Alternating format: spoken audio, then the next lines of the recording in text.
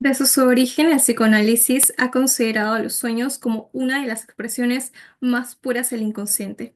Sigmund Freud, en su obra fundamental La interpretación de los sueños de 1900, logró conceptualizar a los sueños indicando que ellos no son formaciones aleatorias que ocurren sin sentido, sino son formaciones psíquicas que permiten acceder a aquellos deseos internos, deseos reprimidos, conflictos internos que han sido desplazados por la conciencia.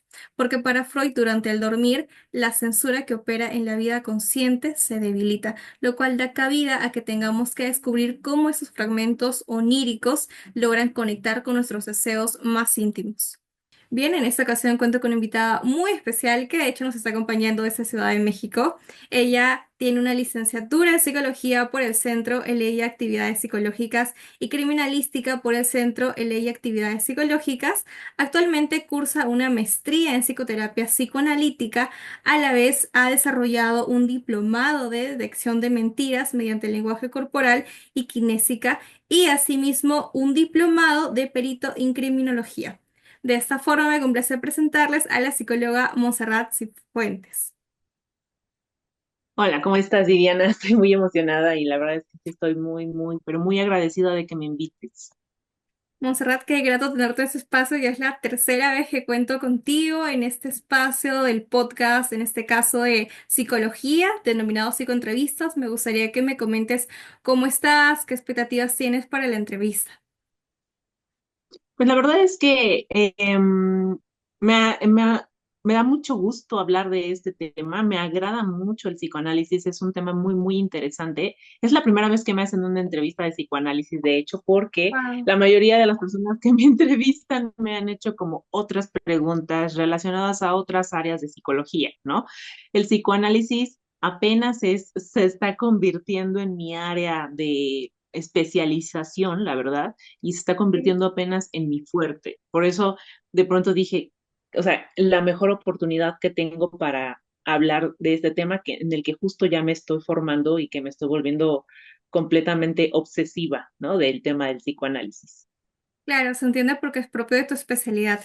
Igual y también estamos tan solo a pocos días, en este caso el martes 6 de mayo, se conmemora, como bien sabemos, el Día Internacional del Psicoanálisis. Nosotros hemos podido observar por medio del flyer de esa entrevista que el tema que abordaremos a continuación refiere a la interpretación de los sueños.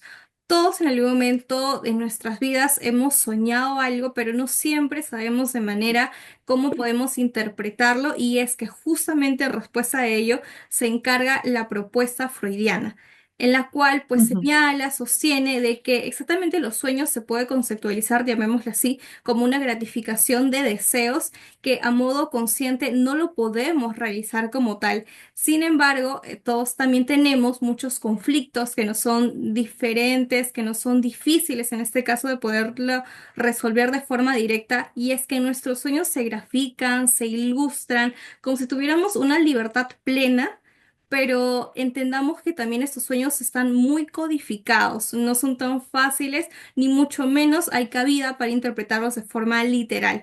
También acá me gustaría mencionar un punto bastante relevante de que tratar a la memoria consciente es un gran punto que en este caso vamos a desarrollar. ¿Por qué? Porque en un sentido inconsciente hay tanta censura, se encuentra lo soterrado, pero no hay que tomar las cosas en un sentido tan implícito, porque habrá muchísimas formas, muchísimos mecanismos de defensa en este caso, que nos vamos a ujú. encargar de descifrar gracias a tu cooperación, Montserrat. En base a ello, me gustaría Sí, que me comentes qué significa para Freud que los sueños son la vía regia al inconsciente.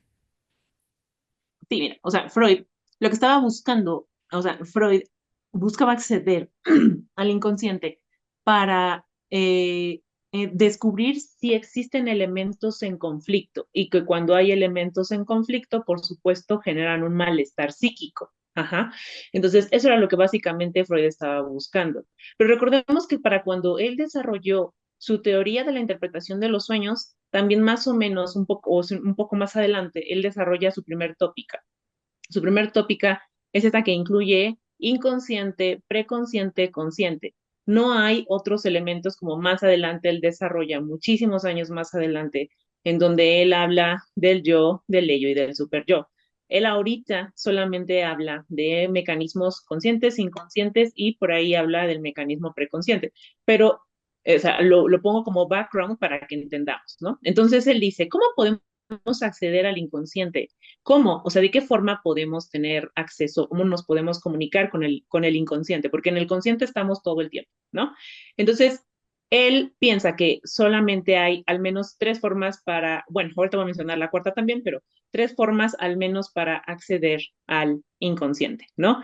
Que es los lapsus, o estos que también les llaman actos fallidos, los sueños, por supuesto, que es de lo que justo vamos a hablar ahorita, y la asociación libre, que es lo que es en base al tratamiento, ¿no? Que es lo que Freud en esta talking cure, que él le llama, que es la cura con el habla, cuando él ya después empezó a tratar a sus pacientes, que les decía que por favor hablaran, y que en base a esa asociación que los pacientes hacían, los pacientes iban descubriendo cosas de sí mismos, estos conflictos internos que tenían, ¿no? Entonces, en relación al sueño, él decía, sí, por supuestísimo, es la forma que tenemos de acceder a todos esos deseos, anhelos o conflictos que oculta el inconsciente, pero por supuesto que no es sencillo descifrarlos, ¿no?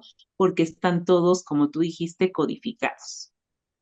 Creo que sí, y en ese sentido también sabemos que hay un contenido manifiesto que refiere a lo que recordamos, porque muchas veces pasa de que tenemos sueños, llamémosle así, un poco complicados de tan solo comentar, de tan solo como poner en manifiesto, he soñado esto, porque tan solo en el hecho de hacerlo ya nos podemos enredar un poco, porque muchas veces fusiona tantas cosas que a simple vista no tienen ningún sentido por donde lo veas.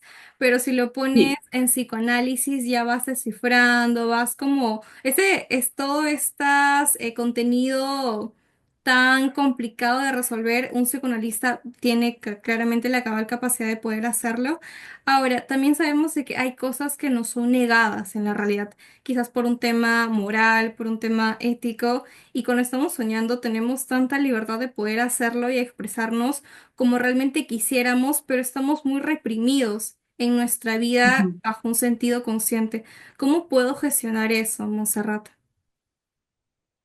O sea, mira, el contenido manifiesto, ajá, es la máscara en sí, es el disfraz. El disfraz va a venir con sonidos, con imágenes, con ideas que disfrazan el impulso o esos deseos que son inaceptables. Y uno dice, bueno, ok, eh, ¿qué pasa con esos deseos inaceptables? Esos deseos inaceptables, eso encriptado, eso oculto, es precisamente el contenido latente, que es el que está todo encriptado y el que es difícil de entender. Entonces uno dice, bueno, ¿qué pasa? O sea, ¿cómo podemos descifrar esa parte? O sea, en realidad es un proceso de análisis que al principio, para eso el analista está con nosotros, él nos va guiando a través del proceso de interpretación del sueño. Y ya después, conforme pasa el tiempo, algunos autores piensan que ya después, con el paso del tiempo, uno solito le va dando significado o le va encontrando el significado a sus sueños, ¿sabes? Ya después, con el tiempo, tú ya sabes qué significa X o Y sueño, pero al principio, el que te ayuda en la interpretación, el que te ayuda a descubrir el simbolismo es el analista, no hay otra persona. Porque si tú intentas darle un simbolismo, ¿no? Por ejemplo, como estas personas que dicen, ay, vamos a poner en ChatGPT, ¿no? ¿Qué te parece? Vamos a poner hola, ChatGPT, soñé que me casaba, ¿no? Y entonces ChatGPT te va a decir, bueno, es que seguramente, este, pues, como tu amiga se va a casar, pues tú ya quieres casarte, ¿no? Entonces Lo uno dice, a relaciono. ver, no es tan simple, por supuesto, engloba muchos aspectos simbólicos. Entonces, yo diría más bien, para poder gestionar o poder interpretar un sueño, si uno quiere ir a terapia, el analista, en este caso el psicoanalista es el que te ayuda a la interpretación del sueño. Ya eventualmente uno va descubriendo el símbolo y puede que algunos de esos símbolos no sean tan bonitos, ¿ok? Creo que sí, ¿no? Es ahí donde le das cara a la realidad. Ahora, ¿cómo Ujú. diferencia Freud el contenido manifiesto del contenido latente de un sueño? El contenido manifiesto sí o sí es el disfraz, es la Sí. máscara. El contenido latente es ese que tú estás intentando enmascarar, ese deseo, ese anhelo.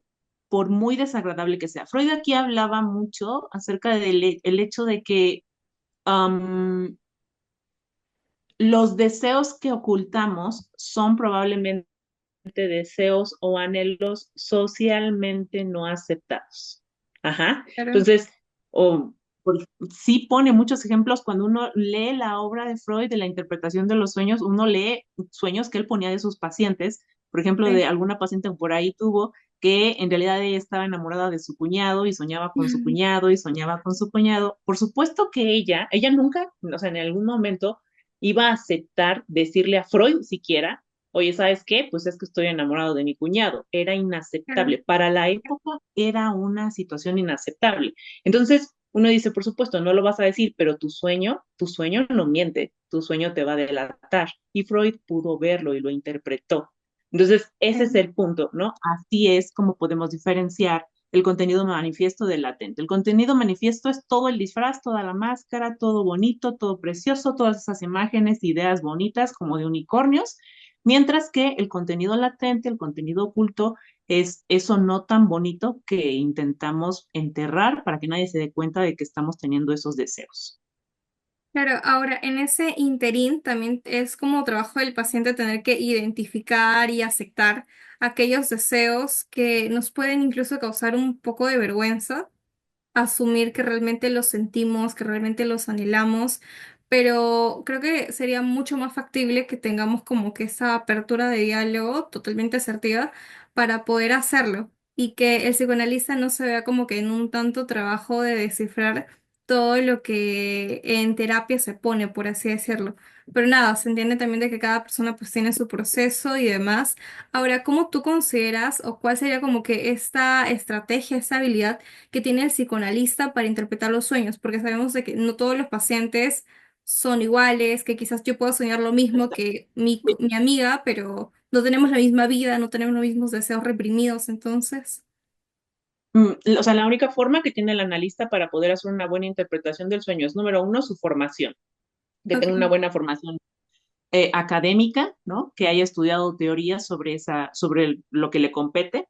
Dos, que tenga experiencia, es decir, que ya se haya embarcado en tener pacientes, en interpretar sueños, no importa que se equivoque, porque además de todo tiene que tener la tercera cosa que es la supervisión, o sea, supervisión de casos, en donde va a haber personas más experimentadas que él que lo van a estar guiando en cómo debe de hacer la interpretación correcta de los sueños de sus pacientes y que lo van a ir corrigiendo y que le van a decir, oye, ¿por qué estás interpretando esto y no te estás olvidando de Creo. aquello? Oye, fíjate, ¿no? Y por último está el tema del análisis del mismo analista, o sea, el analista tiene que analizarse también para que, o sea, se dé cuenta de que hay tantas cosas que suyas que él puede mezclar con el paciente que tiene que marcar muy bien esa pauta para siempre, siempre, siempre conducirse con profesionalismo, siempre. De acuerdo, y eso no siempre pasa, ¿no? O sea, no siempre los psicoanalistas tienen como un, digamos, como un soporte, o más que eso, como alguien detrás que también los esté supervisando. Y es aquí donde tendría que tener más peso la formación académica, o bueno, en este caso más profesional, propio de su enfoque. Ahora, ¿qué mecanismos de censura intervienen en la formación del contenido onírico? Ujú. Pues mira, básicamente hay tres, aunque hay algunos otros autores, tú podrás ver libros donde algunos mencionan como que hay otros dos mecanismos, pero básicamente son tres, o sea, los que se mencionan de entrada, la condensación, el desplazamiento y la elaboración secundaria. Algunos otros autores meten por ahí una que se llama censura onírica, pero la censura onírica está en la elaboración secundaria, entonces es prácticamente lo mismo, nada más hay tres al menos es lo que algunos autores mencionan. En consideración con Freud serían solo tres. Ujú. Y ¿cómo sería la manera, digamos, más factible que me permita diferenciar uno del otro?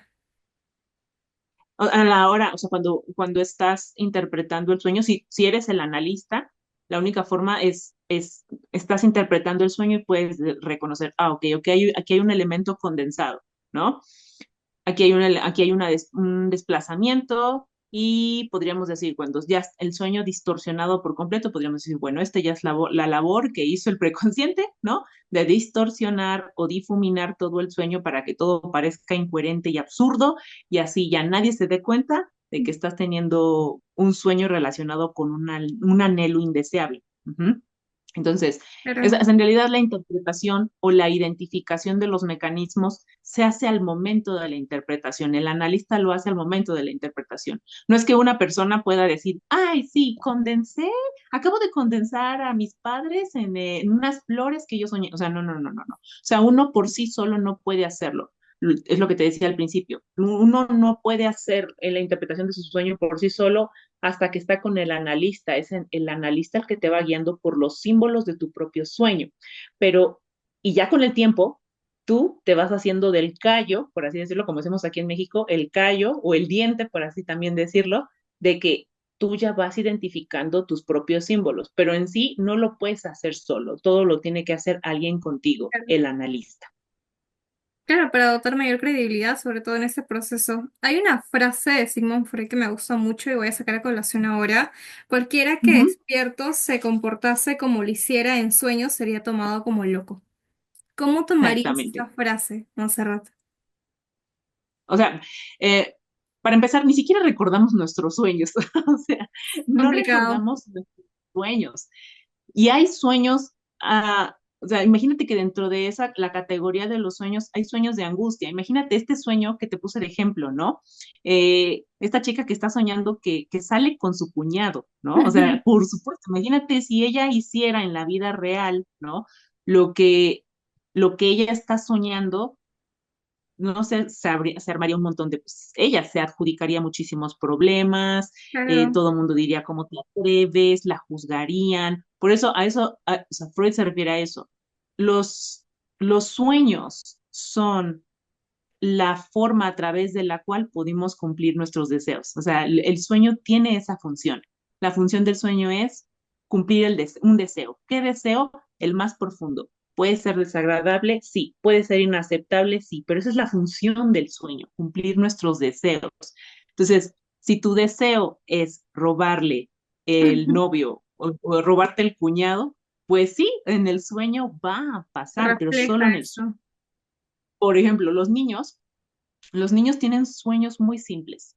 Ajá. O sea, de hecho, en una de las, también en la misma obra de interpretación de los sueños, te digo que vienen muchos ejemplos. Hay un ejemplo en donde él pone, o sea, oye, pone el ejemplo de un niño que se va a ir a dormir, ¿no? Y entonces el niño se duerme, o sea, como pensando se quería comer como algo, como unas fresas, me parece. Y Claro. entonces la niña no se comió las fresas y entonces, ¿qué pasa? Al día siguiente despierta y le dice a su mamá, mamá, mamá, fresas, fresas, ¿no? Abuelo, fresas, fresas. ¿Por qué? ¿Por qué la niña luego se despierta y dice, soñé con fresas? Ah, porque sus sueños son muy simples. Ella quería fresas, seguramente en su Repercute. sueño tenía fresas, ¿no? Y ella se las come. Es muy simple y muy sencillo. Los niños son tan transparentes como el agua en ese sentido. En los adultos no pasa eso. En los adultos tenemos demasiada censura, tenemos el elemento social, tenemos el elemento de la autoridad. Claro. Entonces todo eso nos reprime por completo y entonces, en este caso, en el sueño que te digo, ¿no? O sea, estás enamorado del el novio de tu mejor amiga, pues en tus sueños se te concede que sales con él, ¿no? O sea, ese es el objetivo. El objetivo del sueño es concederte un deseo. Por muy desagradable que sea, el sueño te lo va a cumplir. Aún así, el sueño se convierta en un sueño de angustia, pero el sueño te va a conceder tu deseo. ¿Podemos decir en base a eso de que todo sueño es premonitorio o no siempre? No, Ok. no hay sueños premonitorios. No hay sueños premonitorios. O sea, en el sentido de, o sea, con Freud, para el psicoanálisis, no hay sueños premonitorios, no es verdad. Probablemente hay, como ahorita te voy a contar de un sueño más adelantito, ¿no? Que Freud pone en, en, en su misma obra, en la obra de interpretación de los sueños, en el capítulo 7. Él pone un sueño acerca de un sueño que se interpreta como premonitorio, pero no es premonitorio, es por ejemplo, como estos sueños de, ay, yo soñé que mi marido me engañaba y me engañó y entonces eso quiere decir que yo tengo sueños premonitorios.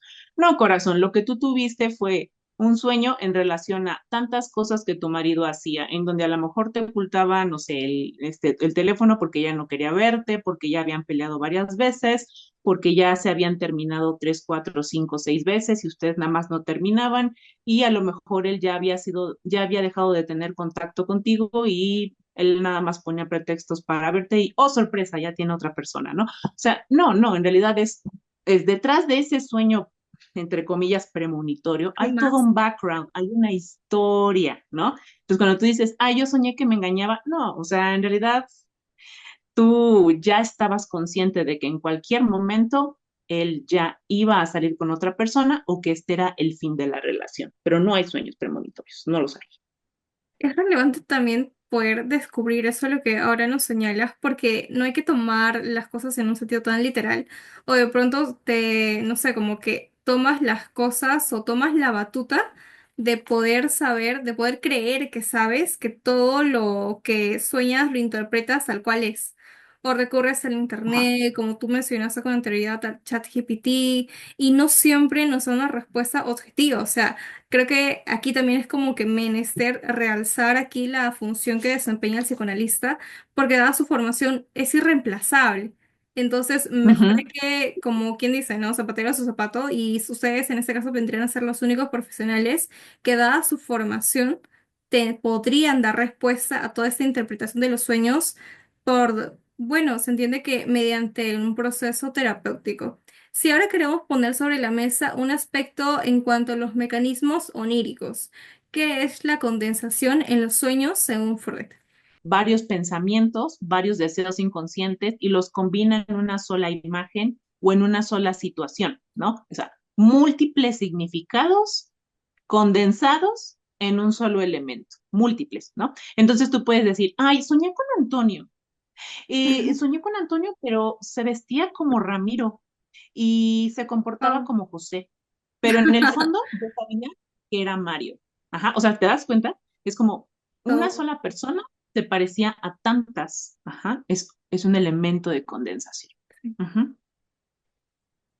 Y esto siempre lo tenemos que interpretar de esta forma porque a veces es difícil. Incluso hay personas que, dada la magnitud del sueño por su propia naturaleza, despiertas tan angustiado, tan ansioso, queriendo tener una respuesta célere, inmediatamente. Y a veces pues no tenemos como que ese contacto o la terapia, no sé, es al día siguiente, ¿sabes? Es complicado tener una respuesta tan rápida como uno desea.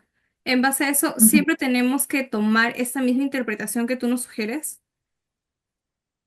Sí, o sea, yo lo que ahí conozco algunos psicoanalistas que le hacen la recomendación a sus pacientes así, o sea, tienes un sueño que te produce mucha angustia o tienes un sueño que te causó mucha sorpresa o mucha incomodidad y tu sesión es dentro de 3 días, ¿no? Mm. Con tu analista, entonces anota el sueño, ¿no? O trata de grabar la mayor cantidad de elementos posibles del sueño, ajá, porque todos son símbolos, la mayor cantidad de elementos posibles del sueño para que se lo puedas llevar a tu analista. Ujú. Algunos analistas piensan que es bueno que los pacientes anoten su sueño, pero algunos otros que son más ortodoxos freudianos piensan que no es necesario anotar nada, que cuando llegue al análisis, el paciente va a decir lo que se acuerde y que de todas formas va a tener significado el sueño.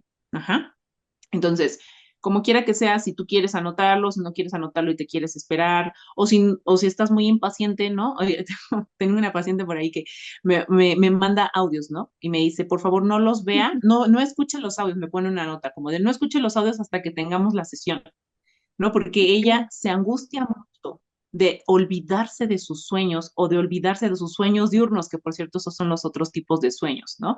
Los sueños nocturnos, que son los que normalmente tenemos, y los sueños diurnos, que son como estas ensoñaciones que tenemos durante el día, ¿no? Ella a veces tiene muchos sueños diurnos y me manda audios de sus sueños diurnos, pero un analista no puede, o sea, si no estás en el espacio terapéutico, no puedes prácticamente contaminarte de nada de eso, ¿no? Entonces, ¿qué tienes que hacer? Tienes que esperar hasta que llegue el Pero día de respetar la eso, sesión. ¿no? Pero ella de todas formas me manda los audios porque ella los reproduce en la sesión porque ella dice, o sea, para mí es muy importante que tú escuches esto que yo voy a decir, ¿no? Y yo la escucho, o sea, no pasa nada, ¿no? Está dentro del encuadre, bueno, se rompe un poco, ¿no? Pero uno diría, si para ella es importante contarme este sueño porque Se cree puede que hay un significado flexibilizar. especial en él, lo escuchamos, exactamente. Claro, y está bien porque asumo yo de que no todos los analistas lo toman de esa forma, ¿no? Pero si tú en tu experiencia profesional das cabida a ello porque de alguna forma igual coadyuva a la mejora de esa Sí. persona que requiere ser escuchada y en la vía de la confianza lo hace, pues está permitido. Ahora, ¿cómo funciona el desplazamiento en el contenido onírico?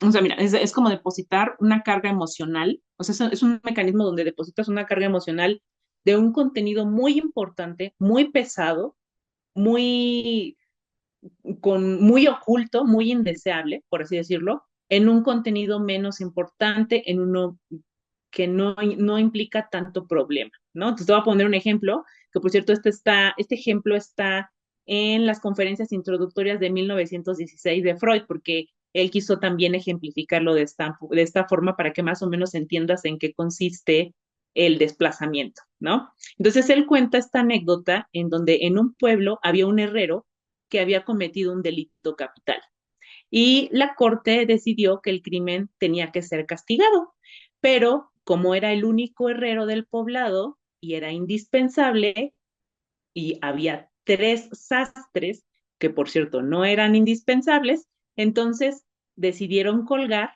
a uno de los sastres. Ajá, o sea, alguien tenía que ser castigado, tenían que elegir a una persona, pero el herrero no podía ser porque el herrero era demasiado importante. Eligieron al sastre, desplazamiento. Desplazaron el castigo a el sastre.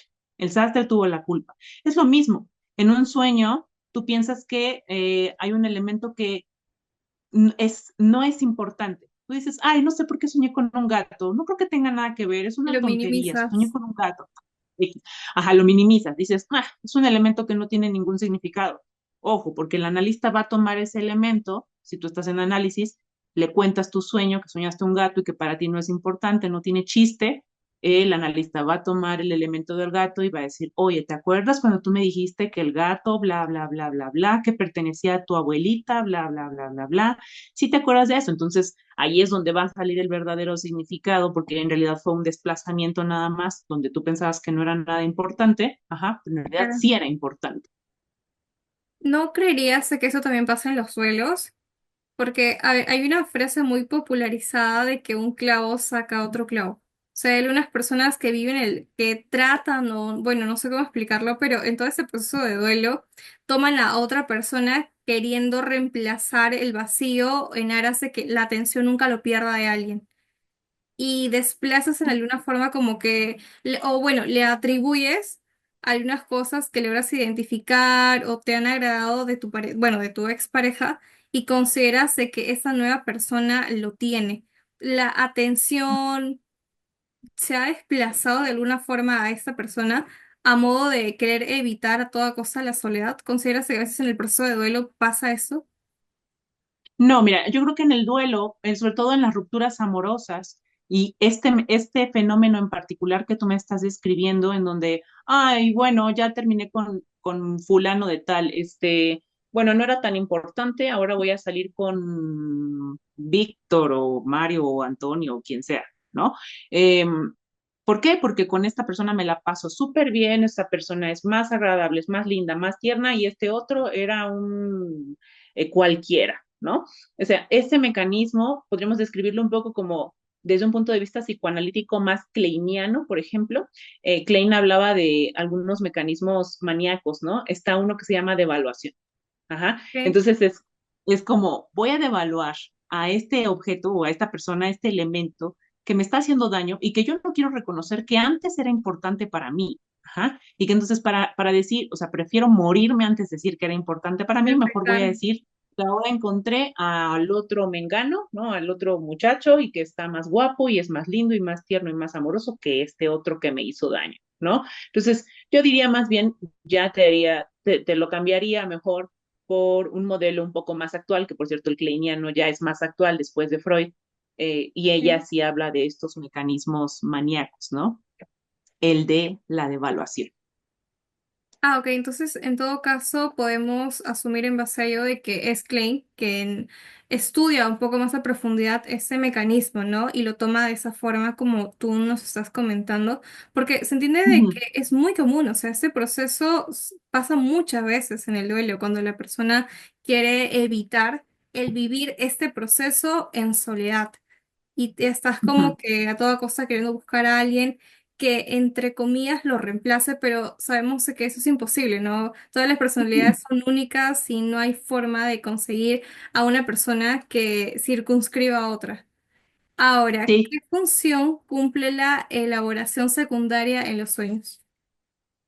o sea, que o sea, en el proceso de elaboración secundaria es este mecanismo en donde intenta darle coherencia, una coherencia lógica al sueño, como una organización o un relleno para distorsionar completamente todo el contenido. O sea, el objetivo principal es distorsionar todo lo que caiga en la elaboración secundaria para convertir el sueño en un sueño absurdo, en un sueño difícil de entender, en una especie como de sueño repleto de símbolos, con una fuerza defensiva que tiene que ver con la censura onírica. O sea, ya todo va a quedar codificado, todo va a quedar absurdo, todo va a quedar distorsionado para que cuando tú te despiertes tú digas, ay, pero qué sueño tan loco tuve, ¿no? Pero cuando llegues con tu analista y se lo cuentes, entonces ahí inicia el proceso de ir codificando cada elemento que viene. Pero en realidad ese es el objetivo principal de la elaboración secundaria, es que tú te despiertes con la sensación de que tuviste un sueño absurdo y no hay nada más que pensar.